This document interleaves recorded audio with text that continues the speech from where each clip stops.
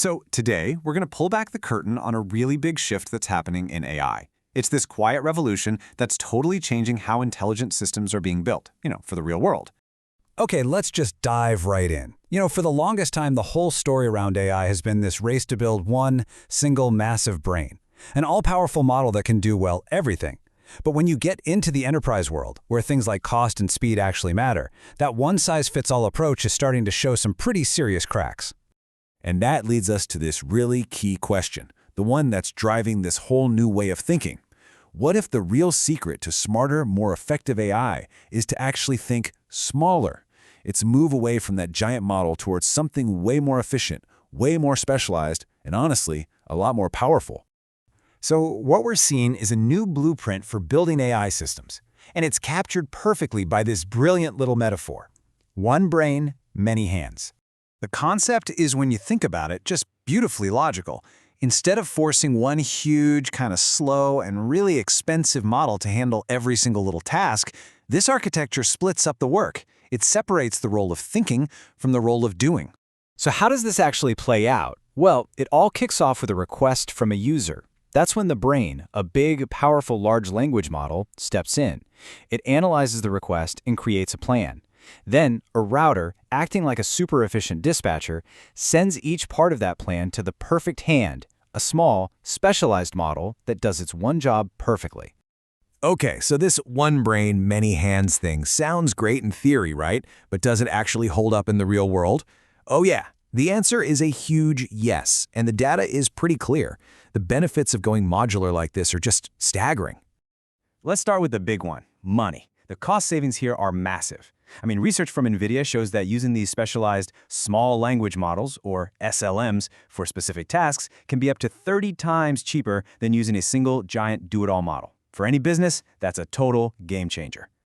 And hey, the perks don't stop with the price tag. Not by a long shot. Just take a look at this table. It's not just cheaper, it's also incredibly fast and agile. Check out the latency. We're talking response times in milliseconds, not whole seconds. And fine-tuning for a new skill, we're looking at hours, not weeks. That is a massive leap forward in efficiency. This also points to a really critical shift in philosophy. As David Cox from IBM Research puts it, it's about time we stopped trying to build a friendly robot and started engineering a reliable, predictable, and efficient tool that just gets the job done. It's a computational device. So what this all boils down to is that this approach gives companies exactly what they've been desperate for. You get rock-solid reliability for automated jobs, you get much better privacy since you can run these things locally, and you get the agility to update and improve your AI without some massive, expensive retraining project. But wait a minute. If you have a whole swarm of these specialist models, how on earth do you know which one to call for any given task? That is where the AI's traffic controller comes into play. This supercritical piece is often called a router. It uses this really cool technique called semantic routing, which basically looks at the meaning of what the user is asking for, and then bam, it makes a split-second decision to send the job to the right specialist hand. And this isn't just theory, it's really happening right now. You can see in this simplified little code example how it works. A developer can set up different routes for different topics, so when a user asks about the government, the router instantly knows, that goes to the politics specialist.